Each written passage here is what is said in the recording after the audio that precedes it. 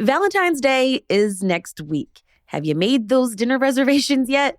If you're looking for ways to impress your partner on Valentine's Day, or really just any day of the year, we've got some ideas that go beyond just dinner. You might consider restaurants with tasting menus or a spot where you can get dinner and a show. Our executive producer, Matt Katz, and our food contributor, Alisha Miranda, share their favorite spots and special occasion dining experiences. And some are pretty affordable. It's Tuesday, February 3rd.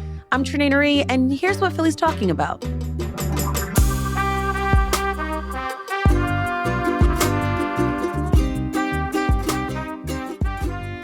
So this episode is all about, those special occasions, those milestones, those anniversaries, birthdays, or maybe graduation celebrations. Where do you go in the city? My best friend and I, we recently enjoyed dinner together during the Center City District's Restaurant Week.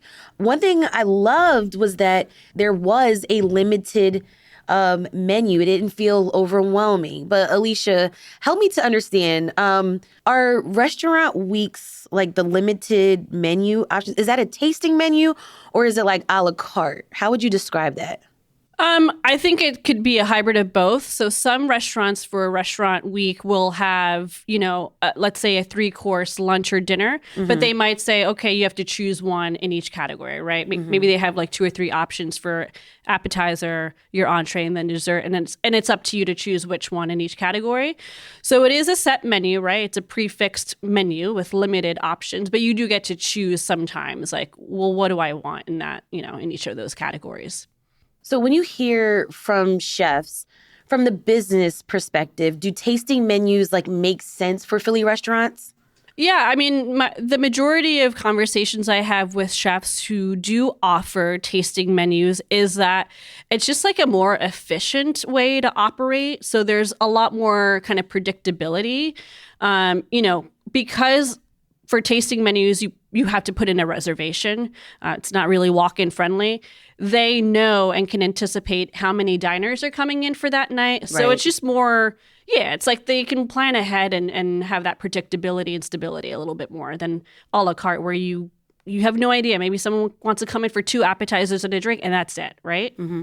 So let's talk about that price tag, Alisha. When I see tasting menus, the price tag is like $150 per person, $165. It seems expensive, and then maybe this is that experience that you do for the special occasion, because the base price may not include a wine pairing or even the gratuity. So there is some truth to that. I mean, Philadelphia is, I would say predominantly a middle class region. But to be quite honest, there's been an increase in more affordable tasting menus. And I would say that there's a lot more these days for $150 or less per person.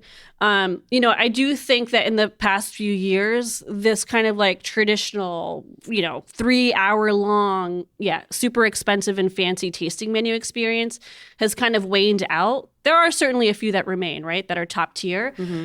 But as kind of this new generation of chefs and restaurant operators come through, what we're seeing in Philadelphia is way more modern, affordable, casual tasting menus where, Philly's known for kind of the come as you are vibe, right? So you don't necessarily have to feel stuffy and formal. You might have that fine dining atmosphere, but maybe you're not wearing a tie, right? There are some examples. Yeah. So some examples of places that I have done, an affordable tasting menu that I really love, Taba Choy. Taba Choy is modern Filipino American. In Bella Vista, Italian Market area, correct. Right? Yeah. $55 per person. I mean, that's great because my issue sometimes with the prefix, sometimes it's $75, but then it's tax on top of that, and then it's tip on top of that, and then it doesn't necessarily include booze, and then it can easily become a much more expensive night than when you first look at the price. So I'm into this $55 thing. I've not seen a deal like that before. Yeah, Taba Choy's $55 per person is probably the cheapest one that I've come across, but you are right. Most tasting menus, I can't really think of one that automatically includes tax and tip. Yeah. Beverage pairings, whether that's a regular beverage pairing, meaning you can choose whether you want wine, cocktails, whatever, or NA, are always typically separate. But yeah, it's kind of like the line items will add up. So that's why I think this kind of like under $100 seeking out of tasting menus is well worth it. And because there are actually plenty of options. Like another one that I've done is High Street. Which, if you guys know Ellen Yin, that's part of her hospitality group. And this is in the Market Street, Market East Yeah, area. this is like Market East-ish, Washington Square West-ish neighborhood. So they have a $75 per person kind of leave it to us prefix menu where the leave it to us is basically like, you don't have to think about it. You don't have to choose. We're going to take care of you. The chef is deciding the dishes, whether... and it depends at High Street how many people are dining, right? So if you're a 2-top, you're going to get a different amount of food versus like a 4-top or a 6-top. But it's kind of fun because you're like, it's a surprise. I love the surprise. Yeah. And you can tell your waiter like, hey, these are kind of the dishes I'm thinking of, right? What dishes do you like at High Street? The black garlic knots are fire. They take you back to like an old school pizza spot, but they're really zhuzhed up and super savory. I love the lamb meatballs. The pizza's really, really good. I mean, even just like the plain red pie, which is, Jersey tomatoes, mozzarella, basil, really great. They also always have seasonal pizzas. It's not on here right now, but they did have it's called an allium pizza, which is like all onions. And then right now they have a pasta that I love that I think has been on since the beginning. It's like a tube pasta with lots of mushrooms, and it's made out of like buckwheat noodles, so it's healthy. A little bit of egg yolk in there, so it's like creamy. And the other thing too about places that do offer tasting menus, it could be hit or miss with like allergies and restrictions. But High Street, actually, I went with two friends of mine. I have a shellfish allergy. One of them is gluten-free. The other one is pescatarian. You guys are a nightmare. I know. We were talking to the waiter. And so you can't share dishes, it sounds like. But they did such a great job of pointing us in the right direction. And we're able to accommodate everything. And we were able to have a fantastic meal. So I do love that they were able to take care of it. You could do a la carte there as well. I mean, that's an option. You could do a la carte there as well, yes. The Zahav tasting menu, I also experienced where they basically were like, what do you like? Yes. What are you into? We'll take care of you. I mean, Yeah. that was like an option. You could have like done something more specific, I think, but like I loved that. They are just, okay, you guys are professionals. You're at the top of your game. Just, let's see what you can do. Let's see what you bring back from the kitchen. Now, Zahav is in Society Hill. And how much was the tasting menu for them? It was so expensive at the time. But do they have a cheaper one these days? Yeah, so right now they have a $90 per person. It's great. And again, so the beverage pairing is extra. That's $45 per person if you want to do a beverage pairing.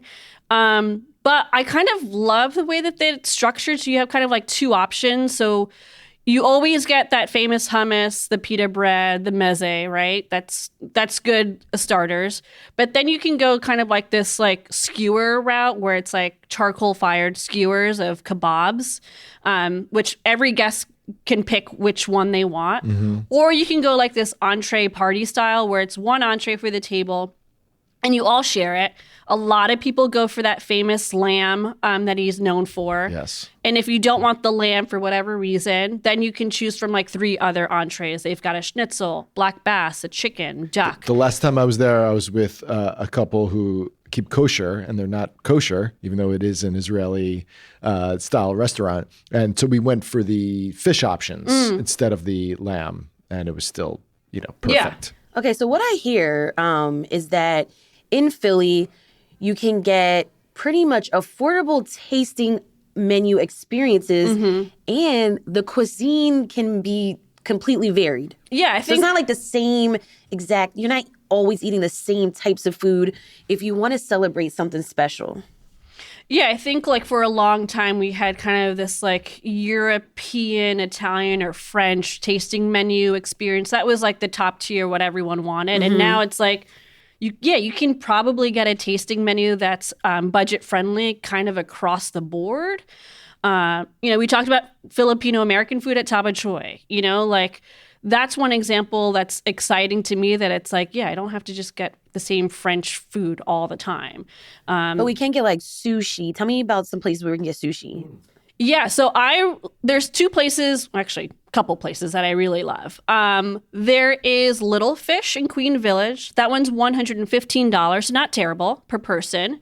The prefix is 5 courses. It is BYO, so you can save your money if you don't want to drink or you want to bring your own sake. Yes. The other thing that I love about this particular BYO, no corkage fee. Because I think that is trash when you are getting charged. They do. Down with the corkage fee. Yes. So no corkage fee at Little Fish. You can do, it's like 5 to 7 courses. The Little Fish menu is not gigantic, so it's already not overwhelming. Again, kind of a signature dish that you can expect to get is that famous scallop toast.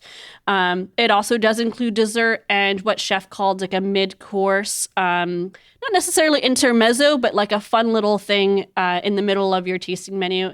It's the chawanmushi, for those people that know it. It's that like really, I love it. It's a savory Japanese like egg custard thing. It's so good.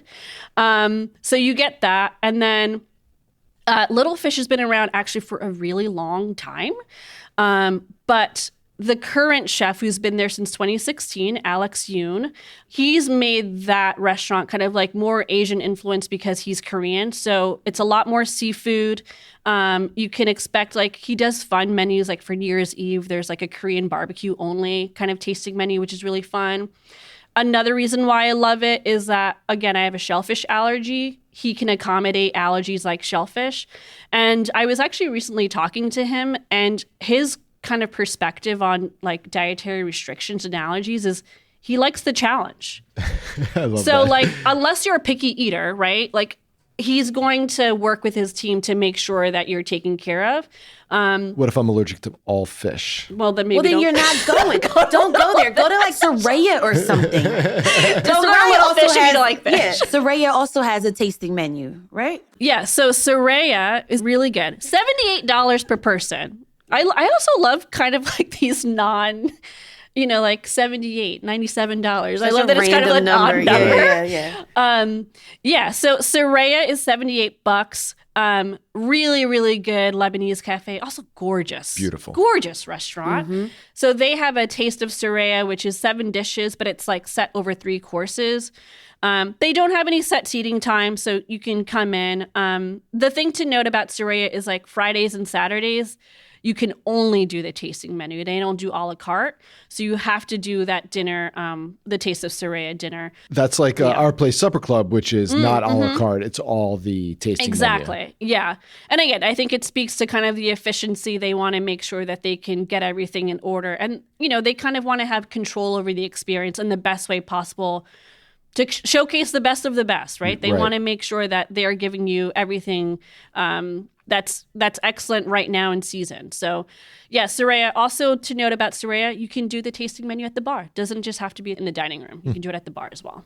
All right, we're going to take a quick break, but when we come back, we've got a few more recommendations for tasting menus that are kind of a little bit more pricier, and also other experiences like dinner and a show. That's after the break.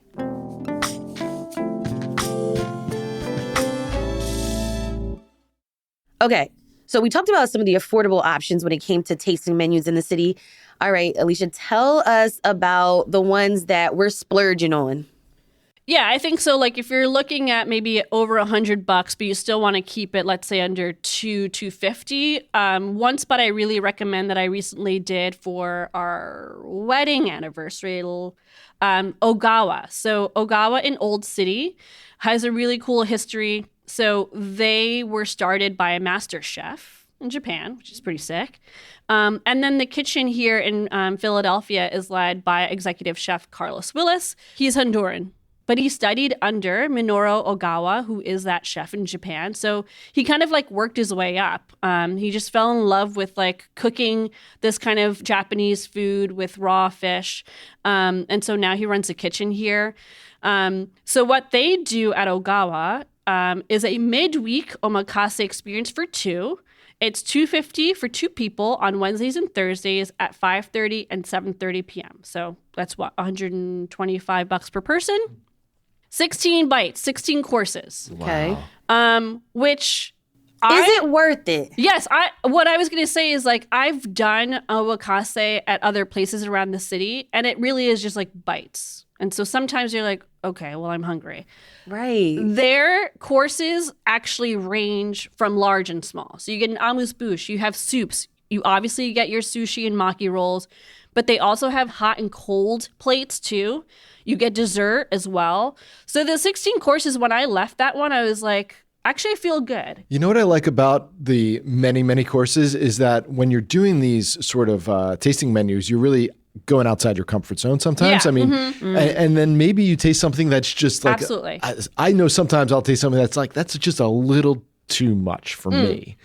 Maybe somebody with a more refined, sophisticated palate can handle that, but it's like, it's too much. But, you know, I have 15 other courses, so it's okay if I set that one aside. Yeah, that's a good point. And it allows me to try different things, and I can make, you know, I'm not like making a mistake ordering an entree that I hate, or just because I want to try something. true. I'm getting That's a true. chance to try, and it's like a low risk attempt at, you know. Does this experience allow for like those substitutions? Yeah, so if you again, I'll speak to my allergy. So I've again went to Ogawa. I had my allergy, and I had a great substitution. They basically asked me like, I forget, it was probably in the later courses at the maki rolls where they were like, okay, everyone else has like an uni thing, which I can't have. So the chef asked me, was there a particular fish that I really loved? And I can get like a repeat of that one. And so I was able to pick it. Oh, cool. And I will also say, like doing a bunch of omakases, I've learned to really like certain fish, like mackerel.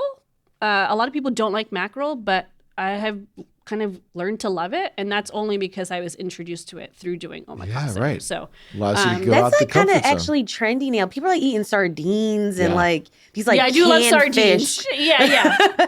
Yeah, that kind of oily, kind of salty fish. Yeah. So that's also a fun thing, is to be surprised at something that you've never tasted and that you end up, you know, liking. All right, let's shift gears and talk about dinner and a show experience.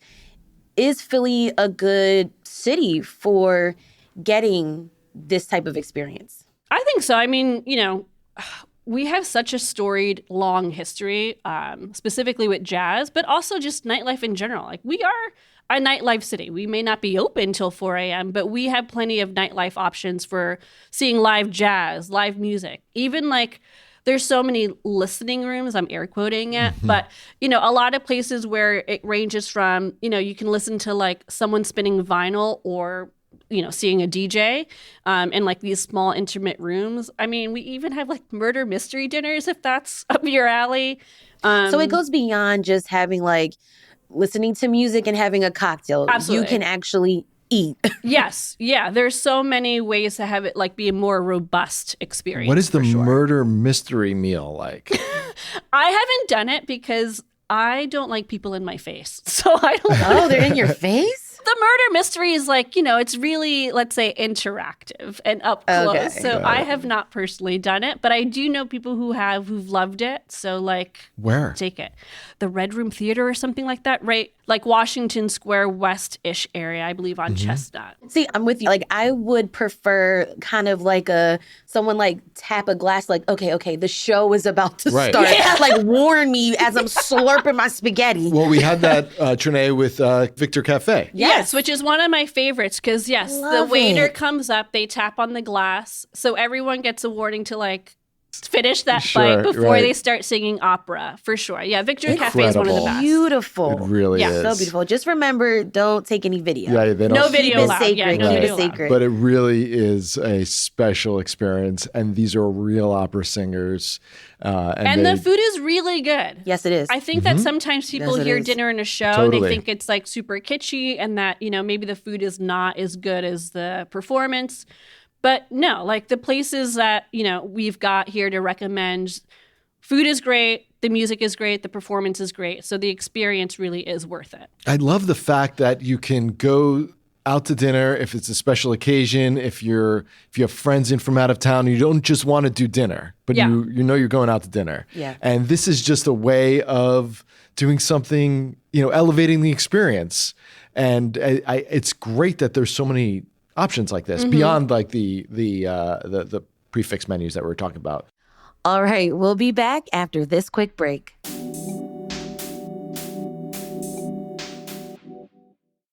Now, Rittenhouse Grill also does something like this too, right? Yeah, they have like a cabaret piano bar lounge situation, which is really amazing. If you've ever been there, it's like one of these super old school steakhouses. You know, it's like black and gold, very elegant, very grand. But yeah, in kind of the entryway to the dining room, there's a gorgeous piano, and they have a whole like Broadway cabaret series. So the 2026 season has been kind of released. So there's a ton of performances coming up. You get dinner followed by the live performance. It's generally around like 6:00. It's 3 courses. The show is at 8, so you can like do the dinner prior to them starting, so you don't have to worry, Trenae, about interrupting. And it's great. And there's like different, you can pick your own seat where you want to sit, you know, how close you want to be. It starts at $200 per person, so it's a little bit pricey. Woo, okay. But I mean, you're seeing Broadway performers who've won Tony. So Is that without booze? 200?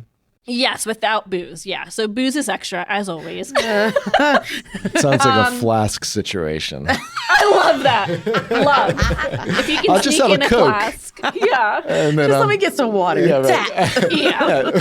just a glass with ice. Yeah. But yeah, so, you know, this is like a very like classy, you know, experience. Definitely reservations are required because it's not that big. But yeah, I mean, where else can you see Broadway performers, actors, singers? Like they even have like piano players and composers. I mean, I don't know where else to go for that. So Better than an Rittenhouse Girl. Amtrak to New Yeah, York. I'm about to say you could go to New York. Absolutely. Okay, take me to Under the L. Take me under the L. Take me to Under the L in Fishtown.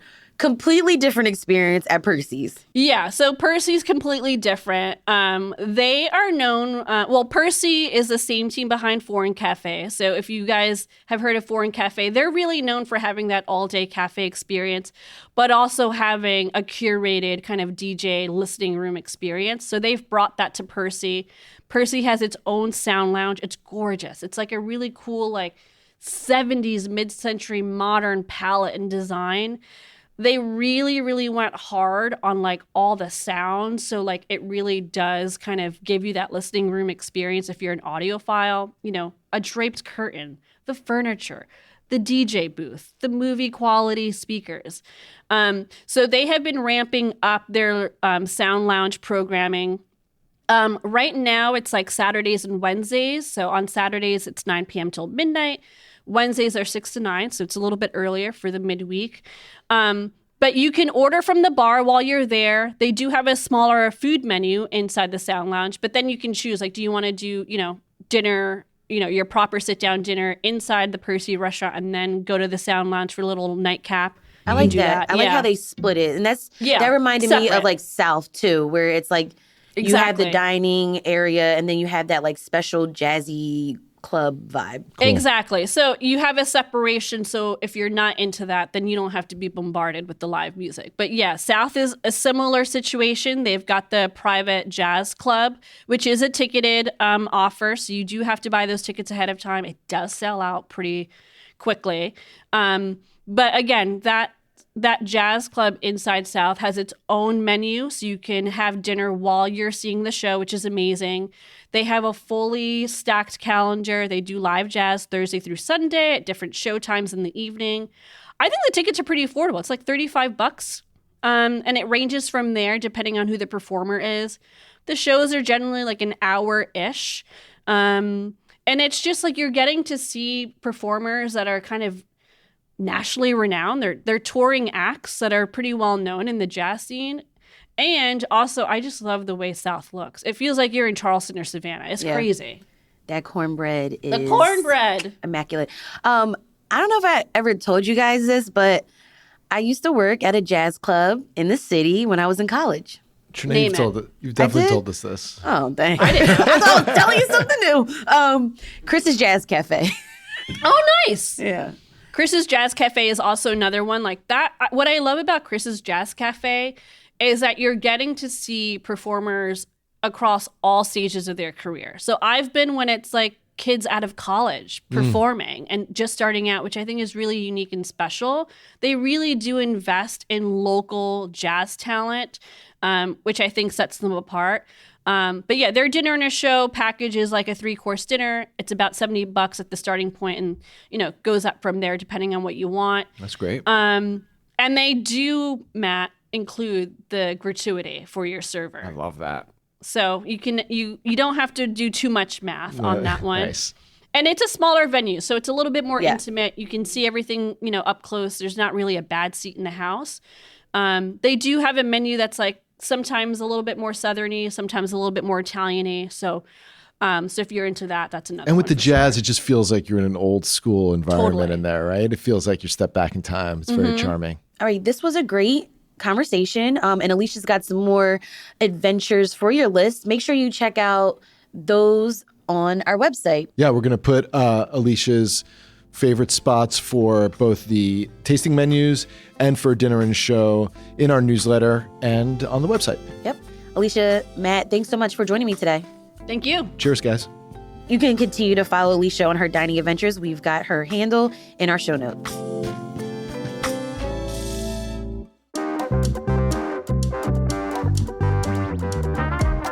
That's all for us here today on CityCast Philly. If you enjoyed this episode about tasting menus that also could be affordable and dinner and a show experiences, make sure you make those reservations. And also rate the show, leave us a review, and hit that subscribe button. Be sure to sign up for our morning newsletter to learn more about what else Philly's talking about. And don't forget, you can support the show and get great perks by becoming a CityCast Philly neighbor at membership.citycast.fm. We'll be back tomorrow morning with more news from around the city. Bye.